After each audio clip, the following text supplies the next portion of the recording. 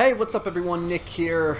Welcome back to my Dead Space Impossible difficulty, one gun, no damage playthrough, walkthrough, whatever you want to call it. It's a mouthful, I know, but here we are. I'm sitting down after a long day of work with an ice cold beer, and we are going to be moving on to Chapter 2.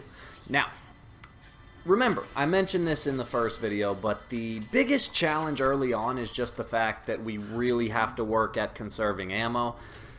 Down the road, it's not going to be that big of a deal, but you'll notice what I'm doing right here is I'm selling my health items. That is one of the benefits of this being a no damage playthrough. I can sell all of my health.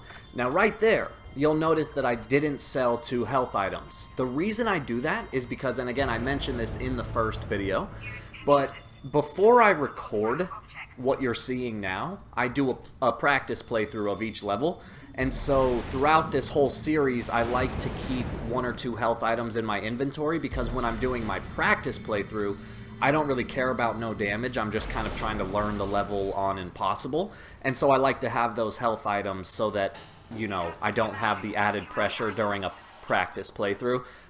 So that's why I didn't sell the health right there. I think later on I start to not even care and I just sell the health anyway. But that's also because later on, believe it or not, things get easier. And I know that sounds crazy, but I talked about this again in the last video, and I compared it to my Resident Evil 4 no damage professional walkthrough. The fact that you're doing no damage, of course it's hard. It adds a unnecessary constraint to the playthrough, but in the long run it is so much more beneficial than it is disadvantageous, because by selling all of my health items I'm able to buy power nodes, and those power nodes I'm able to make my upgrades way faster. So I'm able to upgrade the plasma cutter, I'm able to upgrade my stasis module. In fact, I'm going to have a fully upgraded plasma cutter by chapter 4. And given that there's 12 chapters in the game, take a second to just think about that. The one weapon that I'm going to be using in this playthrough, the plasma cutter, is going to be fully upgraded by the time I'm only 1/3 of the way through the game. And that is something that would not be possible if I were not selling all of my health items. The other benefit too is as I go I'm going to be picking up a lot of ammo that is for different guns that aren't the plasma cutter, and so I'm able to use that ammo, or I'm able to sell that ammo as well. Now we're going to come here to our first quarantine zone. This is a lot of fun. I'm going to show you the best strategy for this. Basically, a quarantine zone is where all of the doors lock and you're going to be stuck in here until you kill all of the enemies. So here's what you're going to want to do. I'm going to show you where the first enemy spawns, and we're going to shoot him, but we're not going to kill him. Instead, we're just going to down him, which means we're going to shoot off his legs. So here we go. Ready? I'm aiming for this vent right here, so watch what I do. This guy comes out. I don't kill him, I just down him. Once he's down, I immediately turn to my right and I focus on this enemy here. Now I'm going to kill this enemy. I'm going to walk towards it as I'm killing it, and then I turn around and sure enough, there's an enemy trying to sneak up on me, and then here comes the one that I just downed, and then there should be a 4th one. The 4th enemy up on this floor is the one that's a bit inconsistent. Sometimes it'll spawn on the other end of the room, sometimes it'll spawn near you. You just got to kind of move around and rotate your camera a lot, and notice how that's what I'm doing here. And then once I located him, because of how quickly and efficiently I killed the first 3 enemies, the 4th one wasn't really a problem. But the biggest thing there is the fact that I downed the first enemy and then went to kill the second enemy. If you take too long on the first enemy, i.e. if you try to kill the first enemy, that second one's more than likely going to have enough time to sneak up on you. Because one thing you didn't see there, because of how quickly I did it, is once a necromorph sees you, it'll typically take a couple steps towards you, and then it will sprint at you. And because I killed them so fast right there, they never got a chance to sprint at me. But if I'd been like 1 second slower, they would have sprinted and it would have been a lot harder. Now right here, you got to go down to the 2nd floor, and I'm going to kill 2 necromorphs. So there's going to be one on the right that's crawling towards me. This one's a pretty easy kill. And then there's going to be another one on the left that won't actually come out until you trigger it, which you do by moving forward.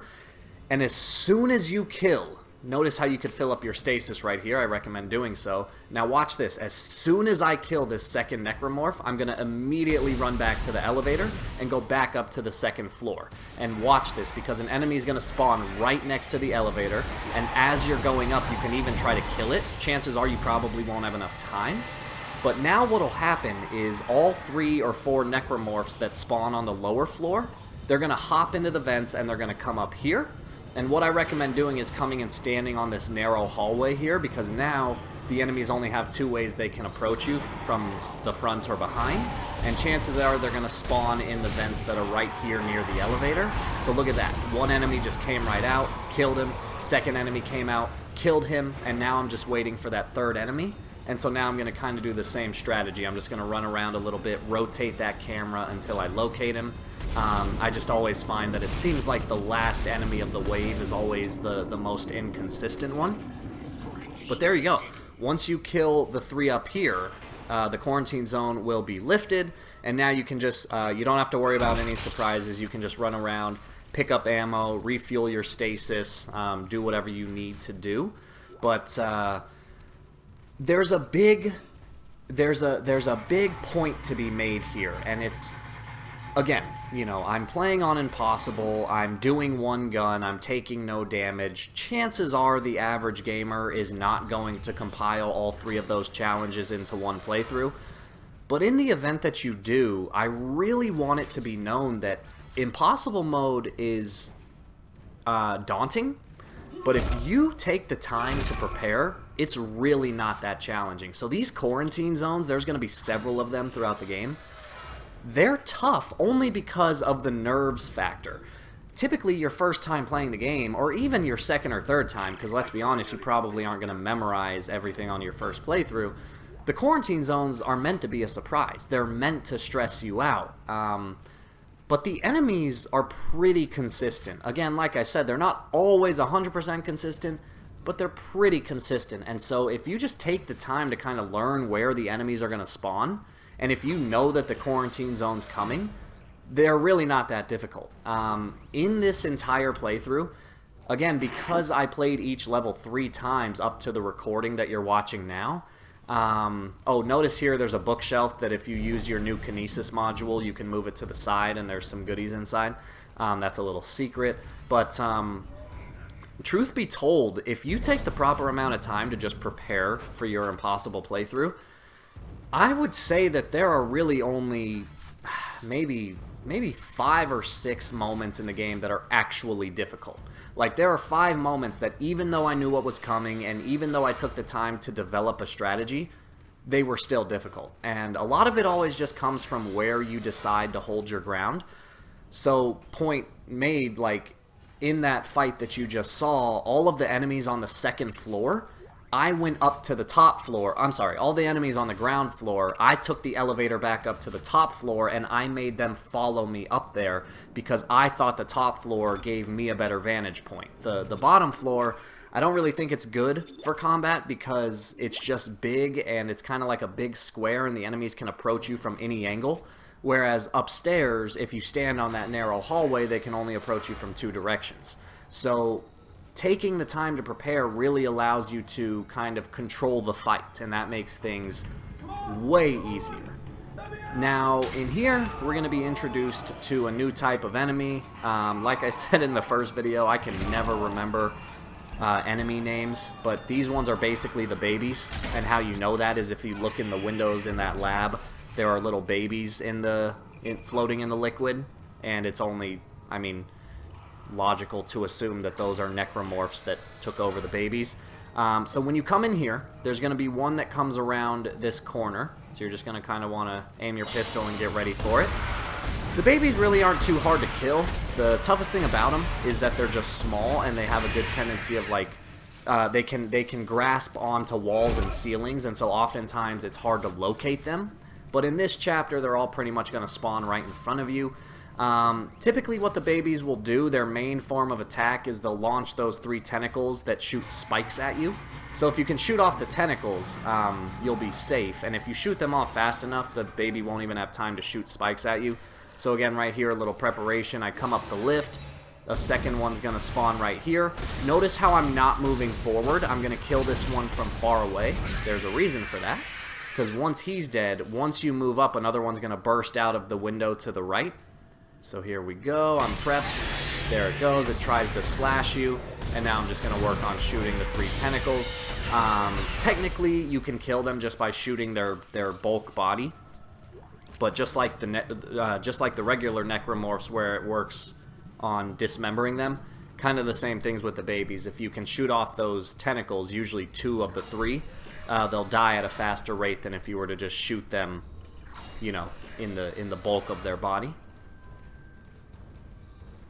But anyway, so that's a new type of enemy. So far we've been introduced to 3 types of enemies. The standard necromorphs, which are technically called slashers. The ones with 2 arms and the tail, those are called leapers. I typically call them crawlers, but I think their formal name is leapers. And then the babies, which I don't remember what their formal name is. Anyway, now we're going back. So the room that I just walked through, that was the quarantine room. Get ready, aim your gun, because now once you go back through this hallway, there's going to be a necromorph running at you right here. Now, these 2, I mean, you could do whatever you want. I just tried to freeze one of them so that I could focus on the other. But the one that I'm shooting right now, look at its legs, and you'll notice that it actually has metal plating on its legs. You gotta look out for those ones, because if you try to shoot the legs, which is my normal strategy, it's not gonna work because of that metal plating. And so, if you ever see one with the metal legs, those are the ones that you might want to freeze, because then you can just shoot off their arms and they'll die. But anyway, now we're back to kind of the central hub of the level. So I'm going to revisit the store. I picked up a gold semiconductor, just in case you're curious. Those have no practical value. Those are specifically meant to be sold. And then notice how I'm going to buy another power node. I think I even buy 2 of them, yeah. So, I mean, look at that right there. So, power nodes, again, those are what allow you to upgrade your weapon and your suit and everything. Typically, each level will have like 2 or 3 power nodes. And so, if you were to just go through the game picking up only the power nodes that you can find in the levels, you would not be able to upgrade everything in one playthrough. But again, one of the benefits to doing no damage is I'm able to upgrade things so quickly because I'm able to buy almost all of my power nodes. And again, I just can't stress how beneficial that is. Now right there, you're going to see a disturbing scene with someone who just had quite a bit of a headache, it would appear. But we're going to come into this room here, and you're going to see a leaper try to scare you right there. Now before moving forward, again, like I said, I have 3 power nodes. I'm going to go ahead and stop at the bench here. The door to my left, I think that's the first time we've seen a door like this. I can't remember, but those are power node unlock rooms. So the room is basically locked, and you can use a power node to unlock it. I'm never going to do one of those throughout this entire playthrough. Typically, those rooms only have like health items and ammo. And it's just not worth it. I would much rather use the power nodes to upgrade my weapon, so I'm never once going to use one of those rooms. It's just, especially, again, doing the no damage and not needing health items, it's just unnecessary. Later on in the game, I'll have a lot of power nodes that I end up not being able to use, and so then it's more of an option, but for now, don't even worry about it. Now once you move the giant object and try to proceed, get ready, because there are going to be, I believe, 2 leapers that spawn. So you might want to try to freeze one of them. It's not 100% necessary, but it might help. So you'll notice that I killed the first one, and then the second one just kind of got away from me. And that'll happen. You know, it's kind of unavoidable. No matter how well you know the level, no matter how well you plan, sometimes it's going to get away from you. And so right there, I don't even know where it came from, but somehow it tried to jump down on me. So the biggest tip I can give you is if you lose track of an enemy, do not stop moving. Just run in a giant circle or run sideways, back and forth. The point is just do not stop moving, because typically what will happen is if you stop moving, the enemy will like come out of the ceiling and then pounce on you. But if you keep moving, it'll just drop down, and then you'll probably be able to see it. Now right here, be careful. Get ready. As soon as you pick up this power node, an enemy's going to come out of the vent. I'm going to freeze him. I didn't really have to freeze him, but because I'm in such a small room, I just felt like, I don't know, better safe than sorry. Also, there's going to be a stasis recharge upstairs, so I didn't mind. But if you don't pick up that power node, I don't believe that the enemy will come out. It's only if you get the power node. So that's just another one of the areas where the game will essentially punish you for being greedy, I guess. I don't know. But yeah, if one lesson had to be learned from this room, it's that if an enemy ever gets away from you, just keep moving. Because then if it tries to pounce on you from the ceiling or something, it'll have a much harder time hitting you, obviously.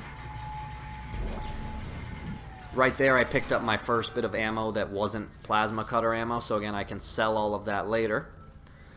Now I'm going to make my way, again, progressing, and notice how I was prepared. A leaper is going to come out of that vent.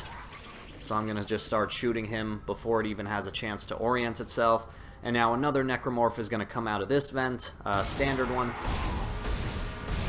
And again, I can't stress this enough, just how beneficial it is to be prepared, because notice how that normal necromorph, it didn't come out of the vent until I was getting closer to the vent. So imagine if I were trying to fight the leaper and I panicked and started to run. Well, then the necromorph's going to come out and I'm going to have two enemies instead of just one.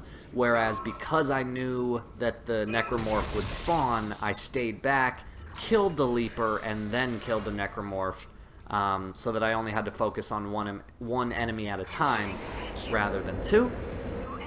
Now right here, you're going to be introduced to a new feature. These are the vacuum rooms where there's no oxygen. So Isaac's suit has a bit of an oxygen reserve. You could see that I think I had 60 seconds. That's kind of the default value, or that's how much is on the level 2 suit.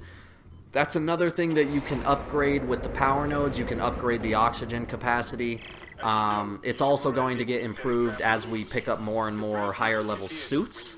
And then also you'll be able to pick up oxygen cans, and I'll typically have at least one of those in my storage bank at all times.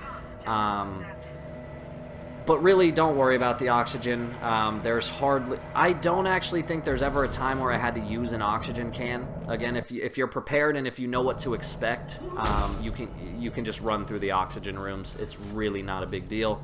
But if you want to try to always have one, not on your inventory, not in your inventory, but just in the store, it's not a bad idea, just in case. Now here, this is the first of the 0G rooms, so these are where there's no gravity, so you can just kind of jump all around. Nothing to worry about our first time through, so you'll notice I just basically ran through there, no problem. You get to the other side, there's some supplies in here, and then you pick up the item on the desk, and that's your main objective. Now when I come out, watch what I do. There are these red cylindrical tanks floating around in here, and I'm going to shoot it across the room. I don't know if you saw that, but there was a leaper on the wall that wasn't moving because I hadn't yet actually stepped into the room. But because I knew he was there, I picked up the explosive tank and just immediately killed him. Now the second one, it's not going to be that easy. You are going to have to step out and wait for it to spawn. So notice how I picked up the tank. There it spawns. I'm going to wait for him to land.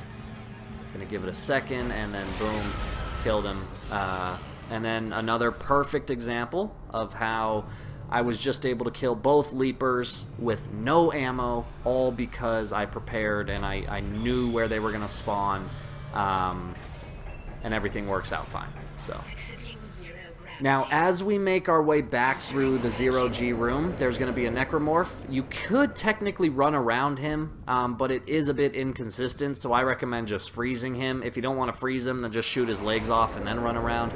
But then as soon as you come through the door here, there's going to be a necromorph that drops from the ceiling. And this one I definitely recommend freezing, just because you're in such a small room that, again, you don't have to, but it makes things easier. So, you know, the fine details I'll leave up to you. I'm just here to show you how I did things. Go ahead and fill up your stasis. And now we're just going to make our way back through this room.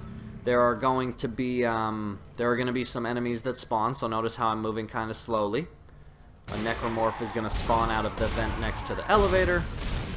Pretty simple. And then there's going to be a leaper that spawns on the opposite wall. So notice how, and this is where I got a little annoyed, because I knew the leaper was going to spawn, and that's why I aimed at the vent, but it didn't spawn, and then it spawned right when I got on the elevator. So, not the end of the world, but it was a bit frustrating because, like, I knew he was there. I knew he was going to spawn. He just didn't spawn when I wanted him to. Not a big deal. Now, on my way out here, we're going to be introduced to another type of enemy, a very annoying type of enemy. These are basically the little leeches. Again, they have a formal name that I just don't care to remember. But when I open this door here, watch what I do. I'm going to walk up a little bit, and they're all going to start coming out of the door in front of me. They're these little things that just bounce around, and what I'm going to do is I'm going to run back, open the door, and get back in here, and watch what happens. I'm going to stand close enough to the door to where it stays open, and these things, based on their programming, they're actually not going to be able to come through. Like, look at that. They're hitting like an invisible barrier, and so now they're all kind of just lining up, and I can shoot them pretty easily. Now, the reason these things are annoying is because they just take up a lot of ammo, because they're so small. So, ideally, you want to try to group them all together so that one shot kills multiple of them. But that's not always going to happen. Like right here, there are just two that I have to basically shoot one at a time. Later on in the game, all of those things, every time we run into this type of enemy, it's going to be predictable, and we'll be able to avoid it. But this is basically the one time where that's just not an option. They're just going to be blocking your path, and you have no choice but to shoot them. If you don't shoot them, what happens is they basically latch onto you like, again, little leeches, and you have to mash the A button, or X if you're on PlayStation, and then Isaac will just kind of shake them off and kill them. But obviously that drains his health a little bit, and with this being a no damage walkthrough, clearly I don't want that. Anyway, I'm back, and so I'm going to visit the store one more time. I'm going to go ahead and sell my health items, sell the line racks that I picked up earlier, and then I'll go ahead and save my game. I tend to save a lot just because it's kind of funny. The Evil Within 2, I swear to God, gave me PTSD, and not because of the challenge. Like, I didn't get traumatized by the Evil Within 2 because of the game itself. I got traumatized because of all the times that the game crashed, and it just got this habit ingrained into me where I save like every chance I get because I'm always paranoid that my game's gonna crash. Even if it's a game that's never crashed on me before. You know, like Dead Space, I don't think this game has ever crashed on me once, but I don't care. I'm so paranoid because of Evil Within 2, I'm just never willing to risk it. Alright, so we're kind of going down our third objective path here. We are going to be introduced to a new type of enemy, two new types actually. We're going to be introduced to the, I wish I should have remembered their name. They basically look like giant bats or moths or something. But they're the Infectors. So basically this new type of enemy, it will latch on to a corpse and turn it into a necromorph. However, it doesn't turn it into a standard necromorph, it turns it into an advanced form, which are the ones that are like blue and black. And they're faster, they're tougher to kill, and you just don't... If you can avoid it, you want to avoid it. And so luckily, anytime you come to one of the Infectors, if you know that section is coming, again, you can plan for it, and you can kill it before it even has a chance to infect one of the corpses. And that's what you're going to see coming up. But in this room here, you saw that there were just two babies to kill, and that sounds awful. I really should learn the name of those enemies so that I don't have to call them babies throughout this entire playthrough and just say, oh yeah, so kill that baby, And yeah, I gotta learn the name. But anyway, let's just, okay, I don't know. Just come in the room and kill both of them. It's pretty easy. You know, notice how when I killed them, I was standing in the doorway. I didn't actually go into the room. But then once you're in here, you don't have to worry. We will actually be coming back to this room later on in the game, and our second time through, it'll be more challenging, but for now it's fine. Now you're gonna come into this room, which you can see there's just a giant bloody massacre. So we're gonna go slowly. So I'm not gonna go run too far up. First, I'm gonna kill the little baby. Again, sounds awful, but bear with me. Now notice how I still have my weapon trained at the corner because a necromorph, and technically I should make the point that they're all necromorphs. The standard necromorph, like this one right here, they're called slashers, but I just am in the habit of calling them necromorphs. Notice right there how when you kill the one that drops from the vent, another one spawns behind you, so just be prepared for that. I swear this game will make you very paranoid. You're always going to be wanting to turn around and looking over your shoulder. But yeah, so otherwise it's just, other than the baby, it's all standard necromorphs in here, so it's not really anything too challenging. Now, in an effort to save ammo, I'm going to show you a little trick. Our objective is through the door on my left, and if you look, you're going to see this long hallway with some supplies at the end of it. Don't go down there. Just do not do it. If you go down there, more enemies are going to spawn. The items really aren't going to help you. It's either going to be health or oxygen tanks. It's all stuff that you don't need. And even if you were lucky enough to find some plasma cutter ammo down there, the amount of ammo that you would spend killing the enemies, it wouldn't be worth it. So just don't even bother going down there. Trust me. If you don't go down there, the enemies will not spawn and your life will be that much easier. Now in this hallway where all the windows get blown out, an enemy's going to spawn at the end. So again, had my weapon ready to go. I was prepared. Everything's good. Now I'm going to hop in the elevator here. We're almost to the end. Like I was saying, if you play the game, if you know what you're doing, each level takes about 30 minutes on average, give or take a couple minutes. Now here's the room I was talking about with the Infector, and like I said, I know it's gonna happen. So notice how what I'm doing here is I'm stomping the bodies. Now that's kind of one of the tricks, is in order to infect a corpse, the corpse needs to have limbs. So one trick you can do is stomp all the corpses. Now right there, the Infector, you know, because it was behind the window, here comes an advanced form. I'm gonna freeze it. Notice how I also was able to freeze the Infector right there. And then what you're gonna want to do, anytime you get in this scenario where you have an Infector and the advanced form, always kill the Infector first, because if you don't kill the Infector, it's just gonna run around and spawn even more advanced forms, and by the time you kill the first one, 2 more are gonna be ready to go. So anytime there's an Infector, there are some general strategies. One, if you can prepare for it, you can stomp off all the corpses, you can stomp off all their limbs so that the Infector has nothing to infect, and then it will just try to attack you directly, and then you could just shoot it like normal. Another option is some rooms there's going to be multiple Infectors, and so what you want to do in those rooms is you can actually use your Kinesis module, pile up all the bodies in like the center of the room, and then when the Infectors spawn, they're going to go straight for the pile of bodies, and you can just easily kill them. So there are several strategies you can employ. Each scenario is going to kind of incorporate a different one. But for right there, like you saw, I basically just tried to stomp the corpses before the advanced form broke through the window, and then I just used my stasis module to kill them. Another advanced form is going to spawn in this room here, so as you saw, technically, again, I really didn't have to use my Kinesis on it, but I don't know. Especially this early on in the game, I was a bit more nervous than I was later on, so whatever.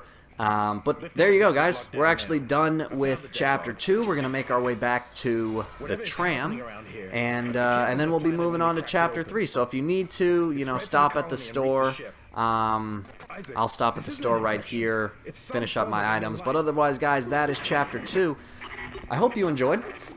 Let me know what you thought in the comments down below. Hope you're digging this series so far. And I'll go ahead and let you go. Next time we will tackle Chapter 3. And I'm looking forward to it. Alright, thanks for watching. And I will see you in the next video.